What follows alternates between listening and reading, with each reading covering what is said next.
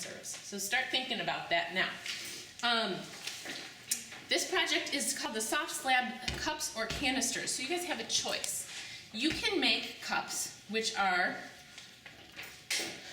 like this with a handle, right? Or you can make a soft slab canister which is like this with a lid, okay? So either one you want to make is fine.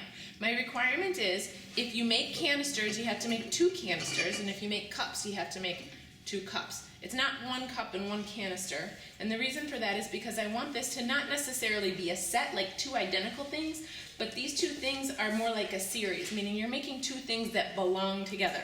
So if you look at this, for example, this student here, her series is? Belts. Clothes. Because we got the belt, that's right, and the that's a tie. shirt and tie, right? And she actually did a 3rd one because she was fancy.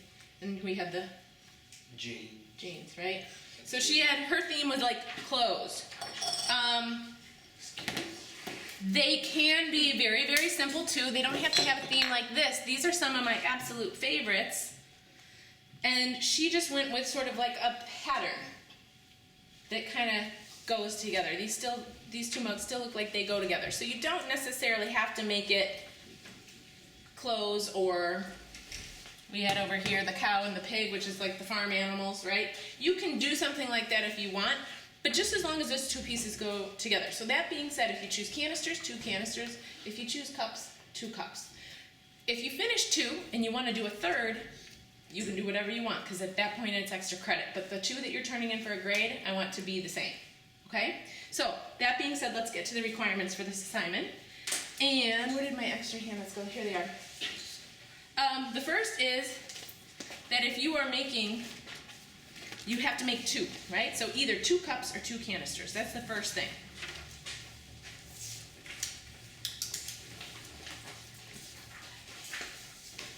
The second requirement, which I will explain a little bit later on, is that they may not have any words or symbols. No words or symbols.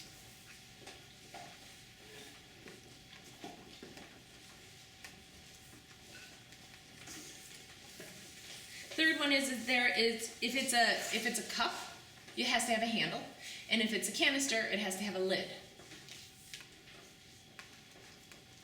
So handles or lids, depending on what you choose.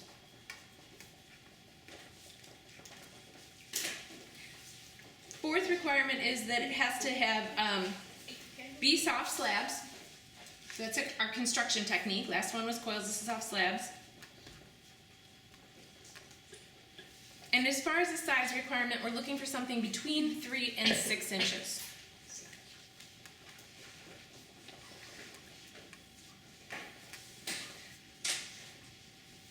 And I should add this, you guys can write this down. I kind of said it, but I didn't list it under requirements. Is those 2 cups or 2 canisters that you make, that first requirement, is that they need to belong together as a series. So 2 cups or 2 canisters, that are a series.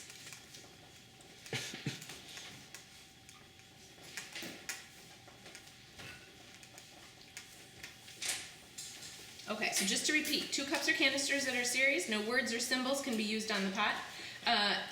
If they're cups, they have to have a handle. If it's canister, it has to have a lid. They need to be made from soft slabs, and they need to be 3 to 6 inches in height. Those are your requirements for this assignment. When are they due? Well, the coil pot was only 2 weeks. This one, it gets a little bit more complicated, each project, so this one's a 3-week assignment, which lands us on September 19th, which will be a Friday, and that's the last day in class. As far as coil pots go, you guys will get started with the cups theoretically tomorrow. You should be letting your coil pot dry when it's finished, meaning leave it out of the bag. I'll be starting greenware check-in probably like Thursday or Friday of this week. If your piece is not dry, you're not ready for greenware check-in. So I have to wait to see some of them turning greenware. If it's not drying in your locker because it holds humidity, you can always put things on that overflow shelf because they're out in the open air and things will dry quicker. So if you're finished and you want to make sure you're ready for greenware check-in in class, feel free to use those shelves and leave it out of the bag. Okay? Okay, so here we go. Let's make some soft slab cups. This piece I've already wedged, so I'm going to use this. I'll keep this up here for myself.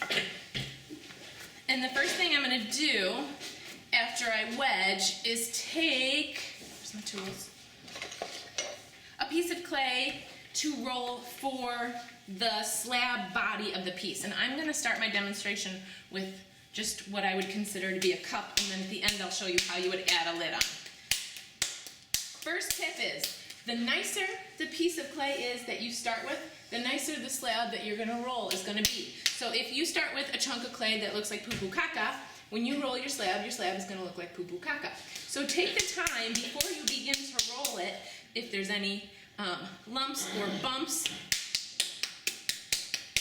go all Maria Martinez on that, and get it looking like a nice lump of clay. Then I'm going to kind of pound it into hamburger patty thickness before I start rolling. There we go. Just giving myself like a little bit of a start with that. Now I am going to use my rolling pin to roll this into a slab. So, when I am rolling this, just to let you guys get a little preview, you're going to be using these tubes, and you're going to be rolling the clay up onto the tube to make the cup. So as I'm rolling the slab, I'm going to consider that I need it to be kind of long, and maybe a little high, but more long than round, okay? So I will consider that as I'm making my choice for rolling this, and I'm going to try to get some length out of my slab. I want you to notice that I'm going to be flipping it over pretty often. And one of those blanks there says, what are 2 good tips to roll a slab? And my 2 best tips for rolling a slab are, number 1, we talked about this a little bit with the coil pot, is that you're going to lift up at the end and not just roll off the edge, because that'll make a thin little ramp, right? So first thing is when you get to the edge, you're going to lift up. Second thing you're going to do is flip the clay over often and move it to a drier spot.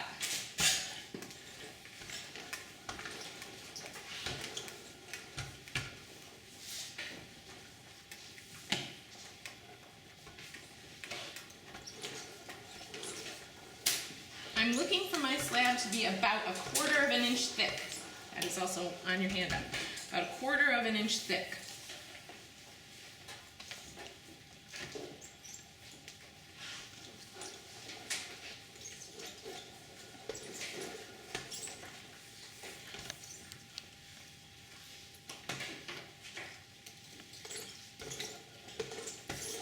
Okay, so as you guys can see, I was rolling it mostly long ways, but then I got to the end here. I want a little bit of height out of my mug, so I'm trying to square it up a little bit.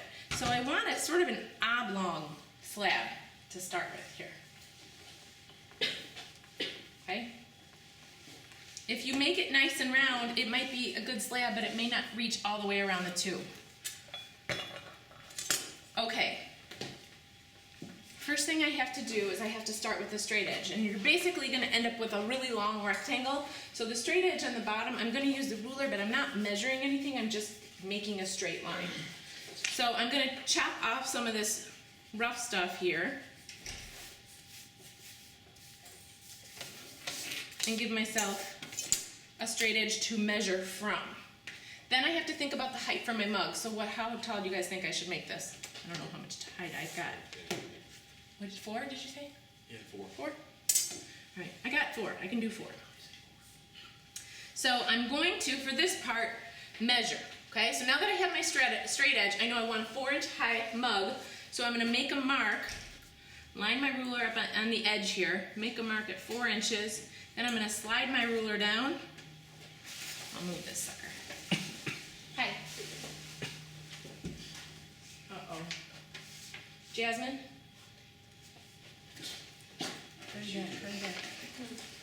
And then I'm going to make a second mark at 4 inches. Do you guys know why it's so important to make 2 marks? To make a straight line. If I only make a mark in one spot, it is very easy to get that, to pass through that mark but still be crooked. That second mark really helps me know that my ruler is going to be nice and straight so that the lip of my cup, when I roll it up, is straight and not crooked. Okay, so cut that off, and you guys will notice I'm saving my little pieces because I might use them for something in a minute. I'm not crunching them up. All right, the next thing I'm going to do is I just like to start with a straight edge here before I start rolling it up. So I cut this edge off. Now, a lot of students start cutting this edge too, but don't. Leave this side rough. We're going to cut that in a minute. I cut the bottom straight, then I measure my height, then I cut this side straight to get started, but I'm leaving this one alone. Okay? All right, here we go. Now, the tubes. These are the tubes that you guys are going to need. And they are on these silver shelves right when you walk in the door.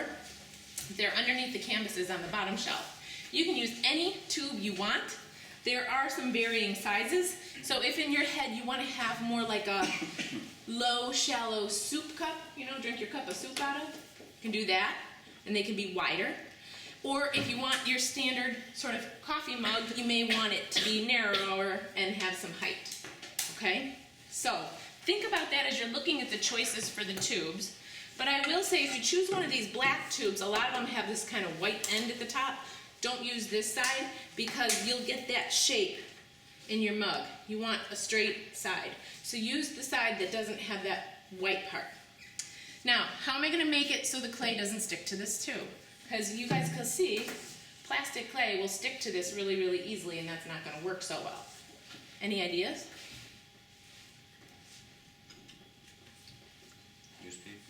Newspaper's a really good idea, yeah.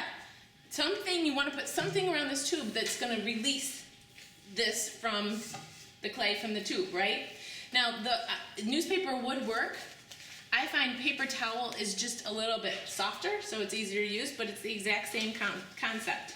So what I'm going to do is I'm going to take a paper towel from the paper towel machine right by the sink, and it is dry, not wet. And I'm going to roll it on the end of the tube like that. Then I'm going to take these extra ends that are sticking off of it. Actually, I want to get that a little tighter. It is important that you get it on there pretty tight. So I'm going to re-roll that so I get it tight. And then I have extra ends hanging off, and you want that, so I'm going to tuck those in. All right, now, when you get a little bit better at this, you could just go from there and you know, put the seam down and work it. But if you're kind of like, oh, I need a minute to arrange myself, tape it in place. So take just the tiniest little piece of masking tape, and just so you guys know, I keep rolls of masking tape up on that, I guess I call it like the teacher desk over there. There's a bowl that sits on the desk and it has rolls of masking tape in it. So if you want, take a tiny, tiny piece of masking tape and hold it together until you're ready to work, okay? Now, I'm not like using a ton of masking tape, just a little bit. And when I do use it, I'm taping the paper towel to the paper towel. I'm being careful not to tape the paper towel to the tube because I need the paper to be able to release from the tube, okay? All right, here we go. Now, this is the part where I'm gonna make it look like it's easy. And when you guys do it, you're gonna be like, what the heck? Clay keeps cracking on me.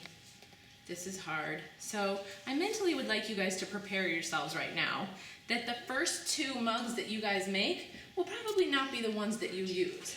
I want you to be prepared to make 4, 5, whatever, and then use the ones that came out the best for your final project, okay? So it may not be the first one. All right, so as you're rolling it up, you're gonna try to be looking for the clay to overlap. So do you see this like double thickness I'm getting right there? I want that. Can you see that, Alexis? So I want this overlap.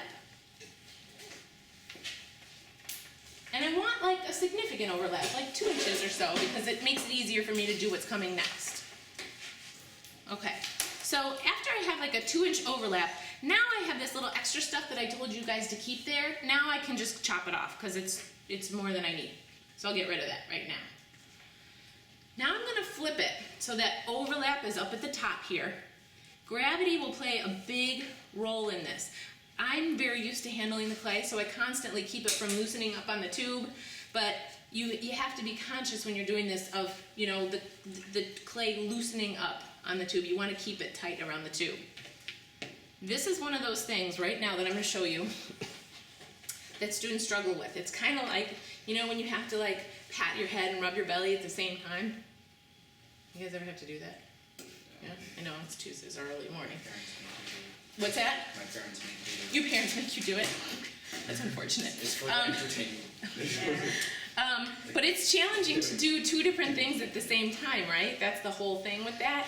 This is kind of like that. So I'm going to give you a couple tips. The two things you're doing at the same time is you're cutting in a straight line, but you're keeping your tool at an angle. Sounds simple, right? It's not. Students start off good, and then what they end up doing is they start straightening their pin tool and cutting straight, but in a crooked line. Okay? So here's what I do to help myself. I make a starting point, I make a mark, and an ending point. Now visually I can, you know, connect those dots a little bit easier than just kind of winging it.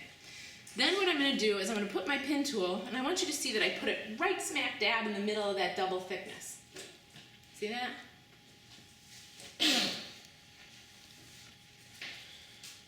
And when I pull this towards me, I kind of stick it in my stomach like this. This is a long tube, so not good for people like me with short arms.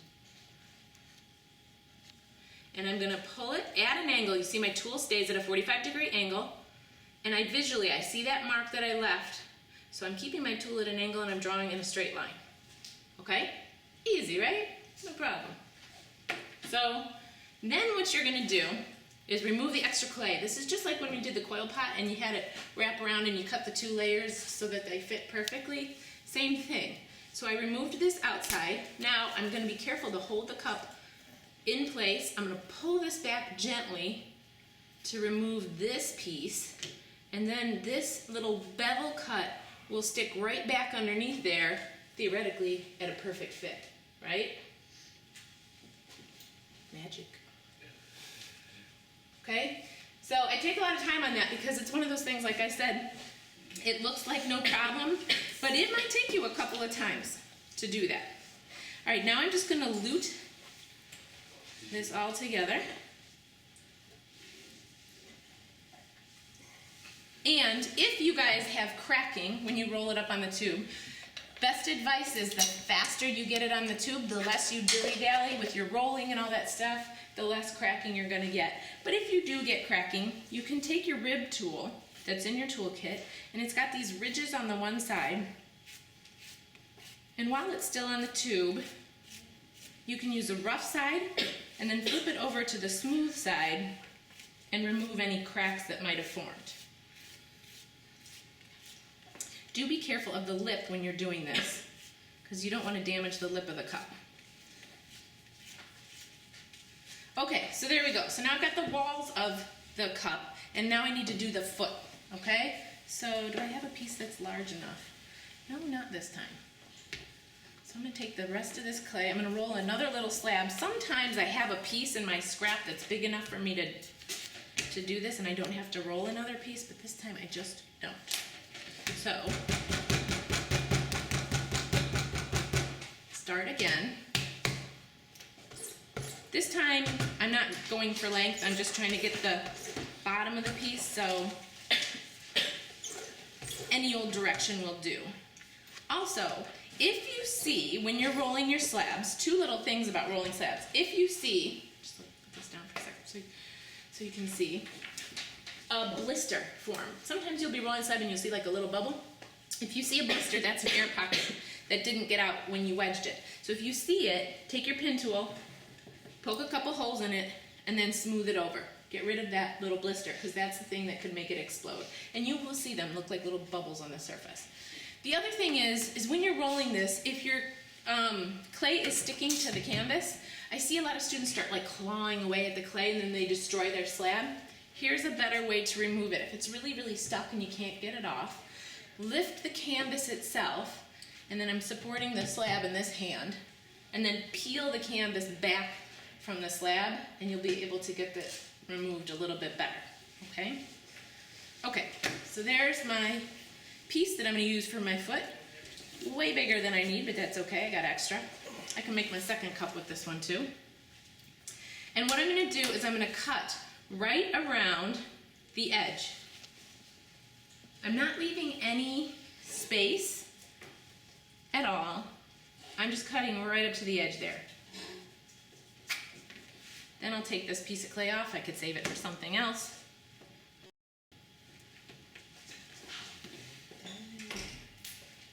And now I gotta make it stick, right? That's the tricky part. This is the part where 90% of you guys are gonna kill your cup on your first try. This takes a little bit of practice. And the practice is that what I'm gonna do is I'm gonna roll the bottom up onto the cup, but I need to be really careful as I roll it that I don't put any weight on this tube. If I apply pressure to this tube, when I do this, it will act like a cookie cutter and just cut right through the bottom. So even if you kind of forget what you're doing and you just rest the weight of your arm on here, that clay is really soft. It will make a dent in the bottom. So I'm going to be very, very conscious with how I'm holding it at the top as I do my rolling, okay? Now, here we go. This is magic. Ready? Start with the little baby circles. Baby circles, do, do, do, do. Baby circles, do. You guys don't know the phone. Teenage, little kid circles. I'll get some little kid circles going here. Now I'm gonna get some teenage circles. Got some teenager circles. Oh, here comes the mama circles. Here comes the mama circles. Why is it mamas? They're bigger. The big mama. Oh my god. Here comes the daddy circles. Yeah. All right, grandpa circles. Oh, he's old, he fell down.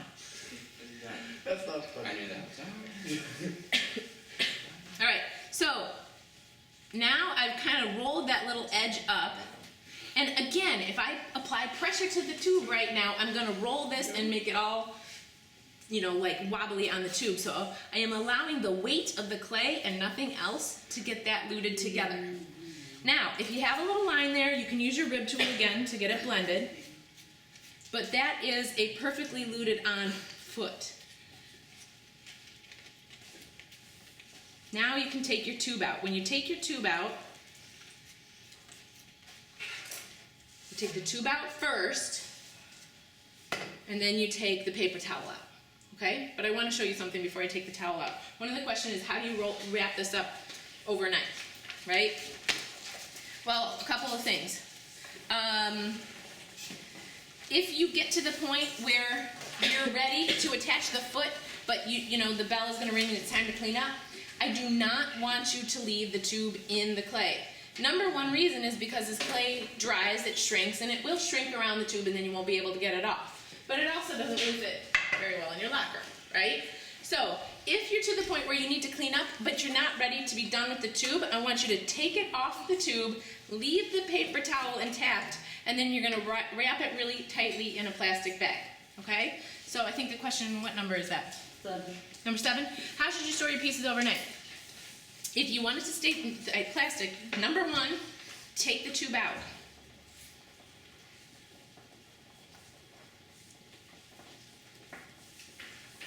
Number 2, wrap it really tight in plastic without squashing it.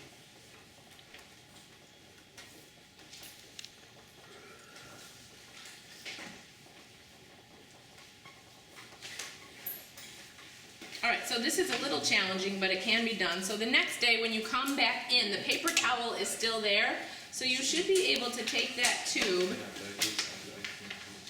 and slide it back into place so that you can keep going, okay?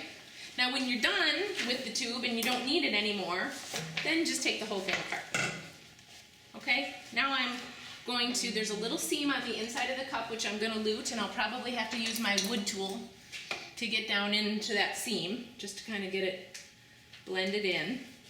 But then I want to set this to the side and let it get leather hard. So while this is getting leather hard, I can make a second cup, I can make a third cup, I can make some handles, all that good stuff. But I want this to set up at this point a little bit so that it's not squishy.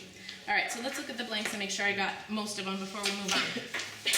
Due date, tubes, how does it not stick? 2 tips, how thick? Okay, do you need to score and slip when luting plastic clay to plastic clay? No. So you guys saw that when I rolled that bottom on there, I didn't do any scoring and slipping because this was plastic and the bottom was plastic, so I did not score and slip. Okay. So let's get into specifics with some, like, let me show you how to do some handles and things like that. The first thing with handles is you can make the handle however you want, but I'm going to show you 2 ways to make slab handles. 2 choices. The first way to make a handle is just to cut a strip of clay and bend it into a handle. So if I wanted to make a handle like that, I'm just going to cut a piece of clay, like a long rectangle, and bend it into a handle shape, right? Sounds simple. Well, this is a little bit more challenging than you think because it can crack on you as you're bending it. So I want to show you a couple things. Can I throw it out? Oh, well, I need those back when you come back. I'm not going to make you dig in the garbage, but I need those back. First thing is, I have a couple of these. This is my new discoveries. This is craft foam, right? And I just got a few pieces of it, and they're up in that shelf right there, little colored pieces of foam that sometimes you use in crafty stuff. But the cool thing about craft foam is that it releases the clay like a canvas does. The clay doesn't stick to it, but it doesn't have any canvas marks. It's very smooth. So the first thing I would recommend that you do is, so that you don't have to deal with removing all those canvas marks, is work on something that's not going to make canvas marks. So I use a little piece of craft foam like that, and then I'm going to take my water, and before I bend this into the shape, I'm going to compress the clay and I'm going to smooth out the edges a little bit. Just a little bit of water. And I'm not pressing hard. I'm kind of getting rid of those canvas marks and softening my edges at the same time.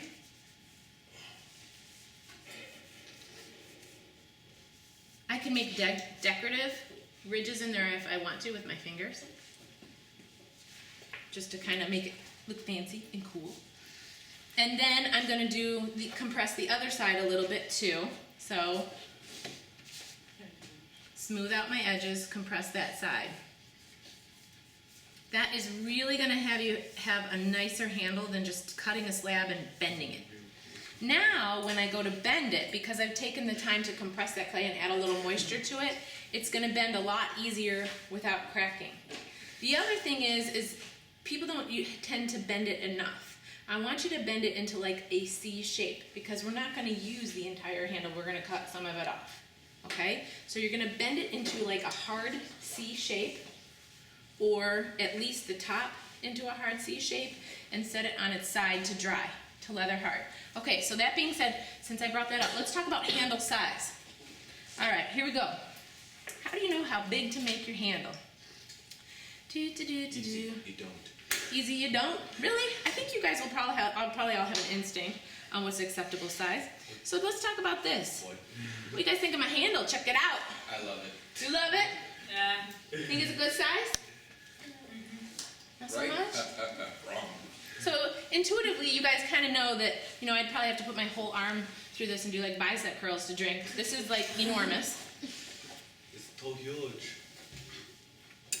How about this one? Don't even. How's this? Check it out. It's so cute. So tiny. Baby unicorns might be cute, but they don't exist. So this would not be something that's super functional. So this is where we start with ceramics. Like you guys you have to start thinking about how to balance form, which is design, and function.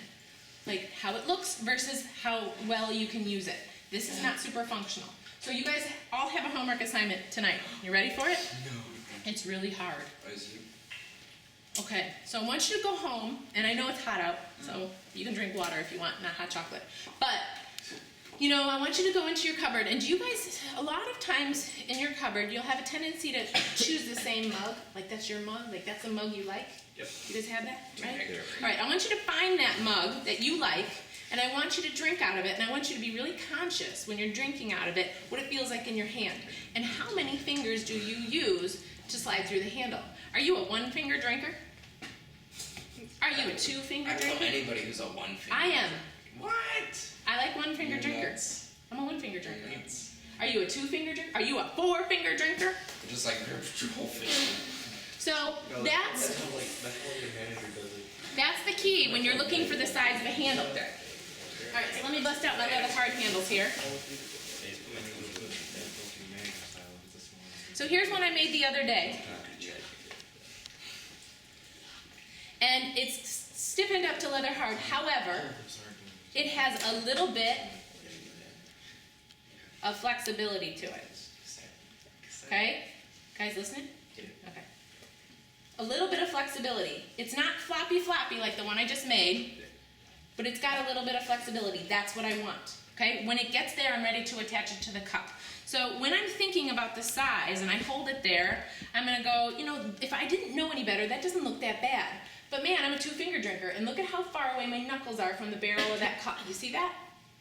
That's not what we want because you don't have control. The way to get control over the pour is to get your knuckles close to the cup. Okay? So I'm going to cut a little bit of this off. I didn't know there was a science to drinking. There is.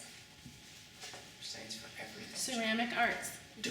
Form and function is really important. And you know, Jonathan, it is for anything you use. There are people who study how to make your computers more ergonomic. There are people who study how to make furniture more ergonomic, more comfortable to use, but also make it look really cool, right? Ergonomics, there's a science right there. Who knew? I never heard that. Okay, so it's got a little flexibility so I can move it. But you see how I made that hard C shape? So I got this lift in the handle before it goes back down. That's what I want. Okay? I want that little bit of lift and not just a thing stuck on the side. Okay. I'm going to teach you guys something really important right now, and it's called the scoochy scoochie. Squeaky. Some of you guys already learned, but for you guys who don't know, this is really important. All right, so here we go. I'm ready to attach. The cup is leather hard. This is leather hard. Why do I want the cup leather hard when I'm going to attach a handle? Because I'm going to apply pressure. Get out of here. Again? Yeah, Cervantes. She would come after class. After class. Oh, good. Thank you. Double Awesome. Okay. What happens if I go to attach a cup to a soft, or a handle to a soft cup? That's not no good. Right? It looks like a It very looks so happy happy. cup. That's a very happy cup. So I want to wait till it's leather hard so I can apply a little pressure when I'm sticking this on and it doesn't smush. So very important that the cup is leather hard and the handle is leather hard. Soft leather hard's okay. Okay, here we go. Scoochy, scoochy. I'm going to place the handle where I want it to go, and I'm going to mark that area, and I'm getting a little sloppy because I'm running out of time, so forgive me. So I've marked the area where the handle's going to go, and then I'm going to scratch that surface, score that surface, and add the water to make it into slip. I am also going to score and slip this side of the handle because it is also leather hard.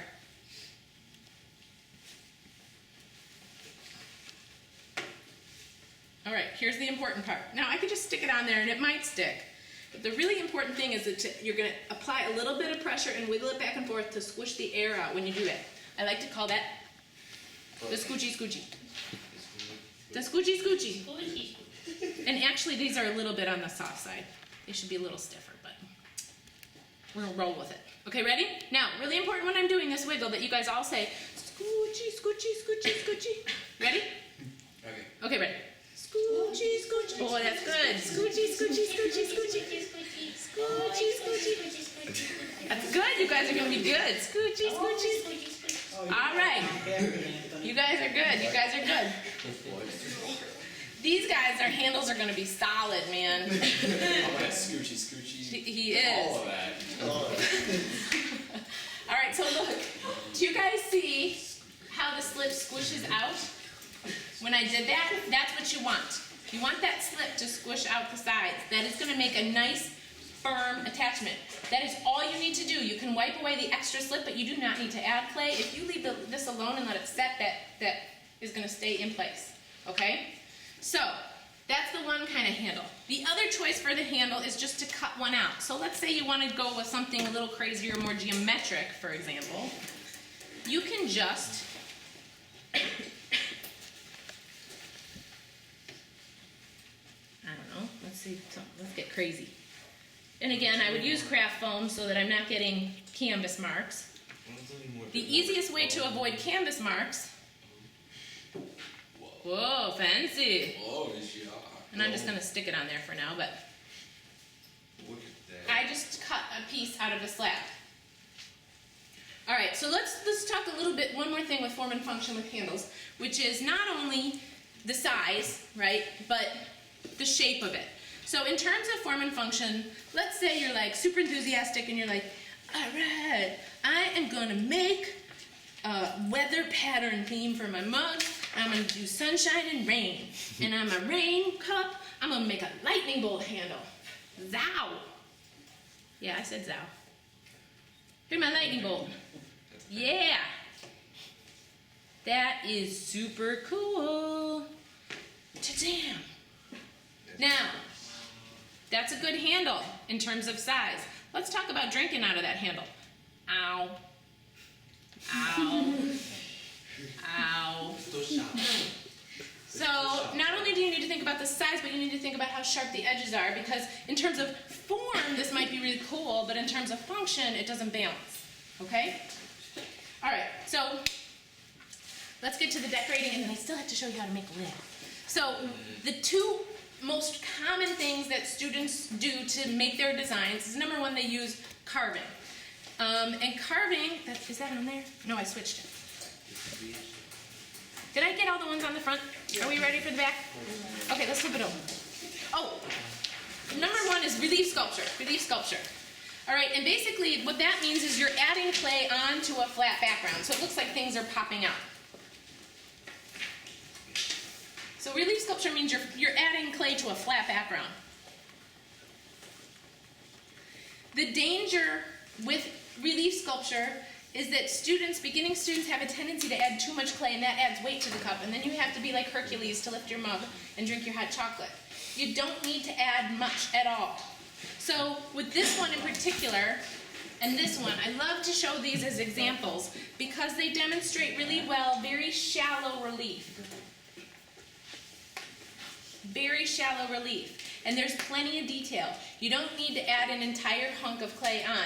In fact, this girl, what she did to get started was she started by carving into it. So she used the loop tool to get it looking like the edge was popping out, but instead of adding clay, she was actually removing clay. And then she wanted it to look a little bit deeper, so then she added a little clay on. Okay, so that's a really good way to start. The second thing is when you're doing relief sculpture, really, really common. Here's a piece of slab that's good. Oh, I'll do this. All right, I know what I'm gonna do for my weather pattern cup. I'm gonna make a cloud. By the lightning bolt, yeah. Here's my cloud. Really common is for students to just take a slab of clay, cut something out, and smack it on the side. Ta-da! First of all, when you attach flat clay to flat clay, you trap an air pocket, and in the kiln, this could go kablooey. Second of all, this cloud has very sharp corners, and from my notion of clouds is they should be soft. So instead of adding slabs, you want to add little balls of clay or coils. So right there it says, when you are using it as a decorative technique, it should always be added as coils and not slabs. So if I was actually going to make a cloud on here, I would probably instead score and slip the area I wanted the cloud to be, and instead of adding a big poofy cloud on there that's going to add a lot of weight, I would just make the edges look like they were sticking out. So I could roll a little coil, and I know I should score and slip, but I'm rushing. Right? I could just add like that, and then I could just kind of lute this area in, and I could get a more effective like rounded edge, and it would be much thinner than adding all that clay. Okay, but I would do it prettier. I'm just running out of time. Okay? So think about that when you're doing relief sculpture. Second most common technique is incising. And incising means that you're going to draw on the surface of the piece. So like this student here, she just drew on the surface of this piece.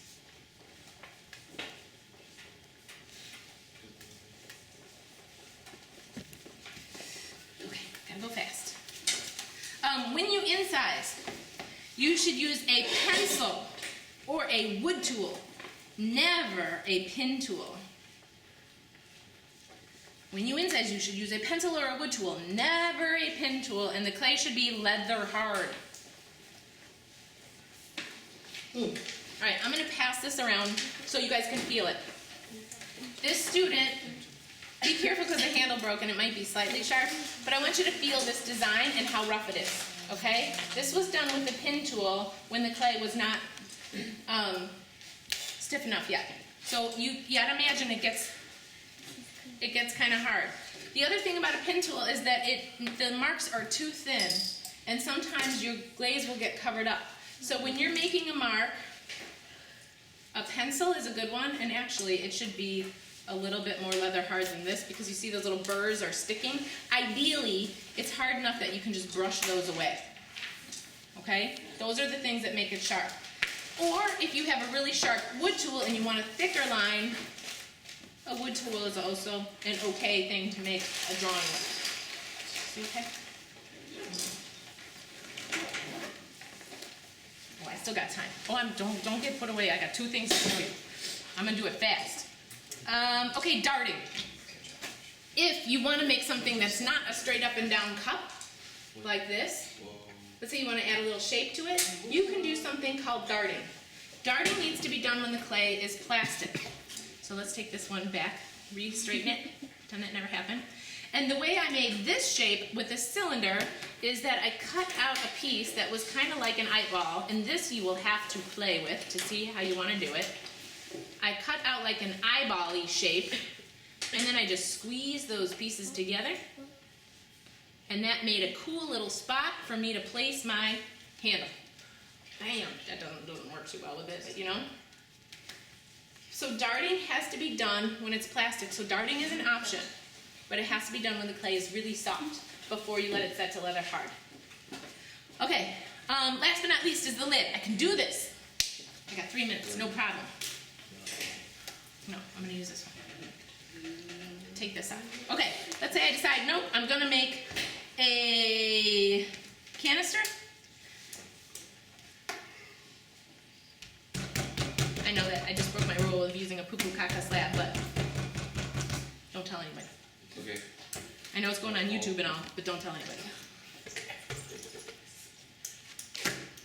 All right, so let's say you want a canister. You want to make a canister instead. This is now leather hard. What I'm going to do is I'm going to do my baby circles, mama circles, teenage circles, and all that jazz again. But this time, before I do it, because the cup is leather hard, I am going to score and slip the edge of the cup. But better than this. Beep, beep, beep, beep, beep, beep, beep. Sound effects really help when you're making stuff. I don't know if you guys know that. They do. See? So now I've got that. Now I'm going to do my baby circles. Little kid circles, mama circles, papa circles, grandpa circles, ta-da! And I've got my lid on there, but it's a little sloppy because I'm Russian. Not like from Russia, Russian. Like,